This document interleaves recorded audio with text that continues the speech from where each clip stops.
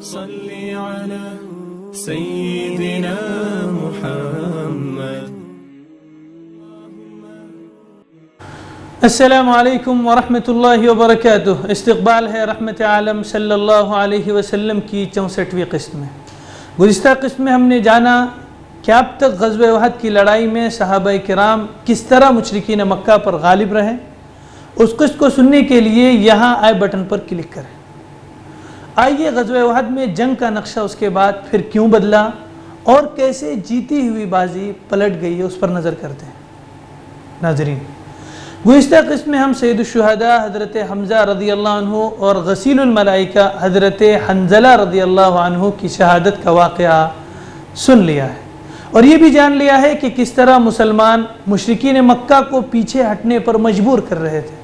اس کے بعد یہ ہوا کہ صحابہ کرام نے ان کو بھاگتے ہوئے دیکھا تو مال غنیمت سمیٹنے لگے کیونکہ جیت تو ہو گئی تھی اور جو عورتیں اشعار پڑھ پڑھ کر مشرکین کے جنگجوؤں کو ابھار رہی تھی اور انہیں جنگ لڑنے پر آمادہ کر رہی تھی وہی بھاگ کھڑی ہو گئی اور مشرکین پیچھے مڑ کر دیکھ بھی نہیں رہے تھے. اس لیے مسلمانوں نے مال غنیمت کو جمع کرنا شروع کر دیا اور ان کو دیکھتے ہوئے جو صحابہ پہاڑ کے درے پر تھے، یعنی درہ وہ راستہ ہے شگاف یا فاصلہ جو کسی پہاڑ یا دو پہاڑیوں کے درمیان میں ہو، وہاں پر مقرر جن کو فرمایا تھا اور جن سے رسول اللہ صلی اللہ علیہ وسلم نے فرمایا تھا کہ جب تک میں تمہیں واپس نہ بلاؤں تم اس درے یعنی پہاڑ کے اس حصے سے، اس شگاف سے نہیں ہٹنا، جس کا تذکرہ ہم نے اس سے پہلے کے قسم میں مفصل آپ کو بتایا ہے. لیکن جب بظاہر وہاں موجود صحابہ نے دیکھا کہ جنگ تو ختم ہو گئی ہے اور مشرکین بھاگے جا رہے ہیں، لہٰذا وہ پہاڑ کے اس گھاٹی سے نیچے اتر آئے. حالانکہ ان کے کمانڈر اور امیر عبداللہ بن جبیر نے ان کو بہت روکنا چاہا، آوازیں دی، پکار کر کہا کہ رسول کریم صلی اللہ علیہ وسلم نے فرمایا تھا کہ میری اجازت کے بغیر یہاں سے کسی حال نہ ہٹنا. لیکن فتح کی خوشی، جیت کے نعروں، مال غنیمت جمع کرنے کے ہنگامے اور زخمیوں کی خبرگیری کے شور شرابے میں ان کی پکار کون سنتا. کسی نے ان کی ہدایت پر عمل نہ کیا اور کودتے پھاندتے ٹیلے سے نیچے اتر آئے. حضرت خالد بن ولید اس وقت تک اسلام نہیں لائے تھے اور ان کی یہ پہلی اور آخری جنگ ہے جو انہوں نے مسلمانوں کے خلاف جنگ لڑی ہے. انہوں نے بھاگتے بھاگتے جب دیکھا کہ ٹیلے پر کھڑے ہوئے اکثر تیر انداز اپنی جگہ سے ہٹ چکے ہیں تو اپنے ساتھ موجود قریش کے فوجیوں کو لے کر واپس پلٹ آئے. ٹیلے کا چکر لگا کر مسلمانوں پر پیچھے سے حملہ آور ہو گئے. کفار کے باقی لشکر نے جب یہ منظر دیکھا تو وہ بھی واپس آ گئے. اب مسلمان دو طرف سے گھر گئے، یعنی سامنے بھی کافر پیچھے بھی کافر. اور بعض واقعات بھی لکھے ہوئے ہیں کہ ایک صحابی نے اپنے ہی مسلمان بھائی کو قتل کر دیا، ان سے خطا ہو گئی. اس درمیان یعنی جب یہ جھمگٹا سامنے سے بھی پیچھے سے بھی آیا کفار کا، یہ غضب بھی ہوا کہ کچھ کفار نے سیدھا اللہ کے رسول صلی اللہ علیہ وسلم کو نشانہ بنایا. ایک کافر نے بڑا پتھر آپ کے اوپر پھینکا جس کی چوٹ سے دو مبارک دانت شہید ہو گئے. وہ دانت جو لوگوں پر شفقت کے پھول برسانے کے لیے کھلتے تھے، وہ مقدس ہونٹ زخمی ہو گئے جن سے ہمیشہ انسانوں کی بھلائی کی بات نکلتی تھی. وہ پاکیزہ سر خون آلود ہو گیا جس میں انسانیت کی کامیابی کا سودا سمایا ہوا تھا. وہ مبارک چہرہ خون میں تربتر ہو گیا جس کی زیارت ٹوٹے دلوں کا سکون اور بے چین روحوں کا اطمینان تھا. کفار نے ایک گہرا گھڑا کھود کر ڈھانک رکھا تھا. حضور صلی اللہ علیہ وسلم کا پائے مبارک یعنی پیر اس پر پڑا اور آپ دائیں پہلو پر گڑھے کے اندر جا گرے. آپ کے چہرے مبارک سے خون پوچھتے جا رہے تھے اور زبان مبارک سے فکر مندی کا اظہار اس طرح ہو رہا تھا. وہ قوم کیسے کامیاب ہو سکتی ہے جس نے اپنے نبی کے چہروں کو اس وجہ سے خون آلود کر ڈالا کہ وہ انہیں ان کے رب کی طرف بلاتا ہے. اور کہنے لگے اے اللہ میری قوم کو معاف کر دے، بے شک وہ جانتی نہیں۔ ایک طرف رسول کریم صلی اللہ علیہ وسلم گڑھے میں گرنے کی وجہ سے لوگوں کی نظروں سے اوجھل تھے، دوسرے اسی دوران حضرت مصعب بن عمیر رضی اللہ عنہ جو کہ آپ صلی اللہ علیہ وسلم کے ہم شکل تھے اور مسلمانوں کا جھنڈا ان کے ہاتھ میں تھا، شہید کفار نے ان کو شہید کر دیا اور اعلان کرنے لگے کہ نعوذ باللہ انہوں نے اللہ کے نبی صلی اللہ علیہ وسلم کو شہید کر دیا۔ یہ خبر سن کر مسلمان پریشان ہو گئے، ان سے رہا سہا ہوش بھی جاتا رہا، اکثر لوگوں کے حوصلے ٹوٹ گئے، بعض نے لڑائی سے ہاتھ روک دیا اور درماندہ ہو کر ہتھیار پھینک دیے۔ کچھ اور لوگوں نے سوچا کہ رأس المنافقین عبداللہ بن ابی سے مل کر کہا جائے کہ وہ ابو سفیان سے ان کے لیے امان طلب کر دے۔ چند لمحے بعد ان لوگوں کے پاس حضرت انس بن نضر کا گزر ہوا، دیکھا کہ ہاتھ پر ہاتھ دھرے پڑے ہیں، پوچھا کاہے کا انتظار ہے؟ جواب دیا کہ رسول اللہ صلی اللہ علیہ وسلم قتل کر دیے گئے۔ حضرت انس بن نضر رضی اللہ عنہ نے کہا تو اب آپ صلی اللہ علیہ وسلم کے بعد تم لوگ زندہ رہ کر کیا کرو گے؟ اٹھو اور جس چیز پر رسول اللہ صلی اللہ علیہ وسلم نے جان دی اس پر تم بھی جان دے دو۔ اس کے بعد کہا اے اللہ ان لوگوں نے یعنی مسلمانوں نے جو کچھ کیا ہے اس پر میں تیرے حضور معذرت کرتا ہوں، اور ان لوگوں نے یعنی مشرکین نے جو کچھ کیا ہے اس سے برات اختیار کرتا ہوں۔ اور یہ کہہ کر آگے بڑھ گئے۔ آگے حضرت سعد بن معاذ سے ملاقات ہوئی، دریافت کیا ابو عمر کہاں جا رہے ہو؟ حضرت انس رضی اللہ عنہ نے جواب دیا آہا جنت کی خوشبو کا کیا کہنا، اے سعد میں اسی احد کے پڑے محسوس کر رہا ہوں، یعنی جنت کی خوشبو مجھے احد کے پیچھے سے آ رہی ہے۔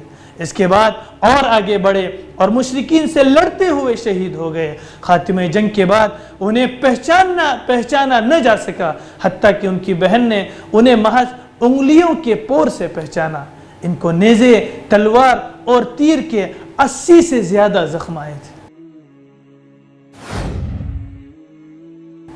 ایسے وقت میں جب مسلمانوں کے حوصلے ٹوٹ گئے تھے، اس وقت نبی علیہ السلام نے صحابہ کرام کو جمع فرمایا اور آواز دی کہ تمہارا نبی علیہ السلام یہاں ہے۔ مسلمان نبی علیہ السلام کے ارد گرد جمع ہو گئے، جس پر کفار مکہ میدان جنگ سے بھاگ گئے اور مسلمان آپ کی پناہ میں آنا شروع ہو گئے، اور رفتہ رفتہ تقریباً 30 صحابہ کرام جمع ہو گئے۔ جب اتنی تعداد جمع ہو گئی تو رسول اللہ صلی اللہ علیہ وسلم نے پہاڑ کی گھاٹی یعنی کیمپ کی طرف ہٹنا شروع کیا، مگر چونکہ اس واپسی کے معنی یہ تھے کہ مشرکین نے مسلمانوں کو نرغے میں لینے کی جو کارروائی کی تھی وہ بے نتیجہ رہ جائے، یعنی مسلمانوں کو انہوں نے پورا گھیر لیا تھا، اس لیے مشرکین نے اس واپسی کو ناکام بنانے کے لیے اپنے تابڑ توڑ حملے جاری رکھے، مگر آپ صلی اللہ علیہ وسلم نے ان حملہ آوروں کا ہجوم چیر کر راستہ بنا ہی لیا، اور شیران اسلام کی شجاعت اور شہزوری کے سامنے ان کی ایک نہ چلی۔ چنانچہ اسی اثنا میں مشرکین کا ایک اڑیل شہسوار عثمان بن عبداللہ بن مغیرہ یہ کہتے ہوئے رسول اللہ صلی اللہ علیہ وسلم کی جانب بڑھا کہ یا تو میں رہوں گا یا وہ رہے گا۔ ادھر رسول اللہ صلی اللہ علیہ وسلم بھی 2 ہاتھ کرنے کے لیے ٹہر گئے، مگر مقابلے کی نوبت نہ آئی، کیونکہ اس کا گھوڑا ایک گھڑے میں گر گیا، اور اتنے میں حارث بن سما نے اس کے پاس پہنچ کر اسے للکارا، اس کے پاؤں پر اس زور کی تلوار ماری کہ وہیں بٹھا دیا، پھر اس کا کام تمام کر کے اس کا ہتھیار لے لیا اور رسول اللہ صلی اللہ علیہ وسلم کی خدمت میں آئے، مگر اتنے میں مکی فوج کے ایک دوسرے سوار عبداللہ بن جابر نے پلٹ کر حضرت حارثہ بن سما پر حملہ کر دیا اور ان کے کھاندے پر تلوار مار کر زخمی کر دیا، مگر مسلمانوں نے لپک کر انہیں اٹھا لیا، اور ادھر خطرات سے کھیلنے والے مرد مجاہد حضرت ابو دجانہ جن کا تذکرہ ہم نے اس سے پہلے بھی قسم میں بھی کر چکے ہیں، جنہوں نے آج سرخ پٹی باندھ رکھی تھی، عبداللہ بن جابر پر ٹوٹ پڑے اور اسے ایسی تلوار ماری کہ اس کا سر اڑ گیا۔ خلاصہ یہ کہ اس طرح کی جاں بازی وہ کے ساتھ یہ دستہ منظم طور سے پیچھے ہٹتا ہوا پہاڑ کی گھاٹی میں واقع کیمپ تک جا پہنچا، اور بقیہ لشکر کے لیے بھی اس محفوظ مقام تک پہنچنے کا راستہ بنا دیا۔ چنانچہ باقی ماندہ لشکر بھی آپ صلی اللہ علیہ وسلم کے پاس آ گیا۔ جب رسول اللہ صلی اللہ علیہ وسلم گھاٹی میں تشریف لا چکے تو ابی ابن خلف یہ کہتا ہوا آیا کہ محمد کہاں ہے، یا تو میں رہوں گا یا وہ رہے گا۔ صحابہ نے کہا یا رسول اللہ ہم میں سے کوئی اس پر حملہ کرے؟ رسول اللہ صلی اللہ علیہ وسلم نے فرمایا اسے آنے دو۔ جب قریب آیا تو رسول اللہ صلی اللہ علیہ وسلم نے حارث ابن سما سے ایک چھوٹا سا نیزہ لیا اور لینے کے بعد جھٹکا دیا، تو اس طرح لوگ ادھر ادھر اڑ گئے جیسے اونٹ اپنے بدن کو جھٹکا دیتا ہے تو مکھیاں اڑ جاتی ہیں۔ اس کے بعد آپ صلی اللہ علیہ وسلم اس کے مد مقابل پہنچے، اس کے خود اور زرہ کے درمیان حلق کے پاس تھوڑی سی جگہ کھلی دکھائی پڑی۔ آپ صلی اللہ علیہ وسلم نے اسی پر نشانہ رکھ کر ایسا نیزہ مارا کہ وہ گھوڑے سے کئی بار لڑک گیا۔ جب قریش کے پاس گیا، حالانکہ گردن میں کوئی بڑی خراش نہ تھی، البتہ خون بند تھا اور بہتا نہ تھا، تو کہنے لگا مجھے واللہ محمد صلی اللہ علیہ وسلم نے قتل کر دیا۔ لوگوں نے کہا اللہ کی قسم تمہارا دل چلا گیا، ورنہ تمہیں واللہ کوئی خاص چوٹ نہیں ہے۔ اس نے کہا وہ مکے میں جو مجھ سے کہہ چکا ہے کہ میں تمہیں قتل کروں گا، اس لیے اللہ کی قسم اگر وہ مجھ پر تھوک بھی دیتا تو بھی میری جان چلی جاتی۔ بالآخر اللہ کا دشمن مکہ واپس ہوتے ہوئے مقام صرف پہنچ کر مر گیا۔ اسی اثنا میں کہ رسول اللہ صلی اللہ علیہ وسلم گھاٹی کے اندر تشریف فرما تھے، ابو سفیان اور خالد بن ولید کی قیادت میں مشرکین کا ایک اور دستہ چڑھایا۔ رسول اللہ صلی اللہ علیہ وسلم نے دعا فرمائی کہ اللہ یہ ہم سے اوپر نہ جانے پائیں۔ پھر حضرت عمر بن خطاب اور مہاجرین کی ایک جماعت نے لڑ کر انہیں پہاڑ سے نیچے اتار دیا۔ ناظرین آج کی اس قسم میں اتنا ہی، ملتے ہیں انشاءاللہ اگلی قسم میں، اور جانتے ہیں کہ مشرکین نے بدر کا بدلہ لینے میں کس طرح انسانیت کی حد پار کی، اور صحابہ کرام کی اللہ کے نبی صلی اللہ علیہ وسلم پر اپنی جان نچھاور کرنے کے مزید قصے آپ کو سنائیں گے انشاءاللہ۔ تب تک کے لیے مجھے دیجیے اجازت، والسلام علیکم ورحمۃ اللہ وبرکاتہ۔ صلی علی سیدنا محمد وعلی آل سیدنا شفیعنا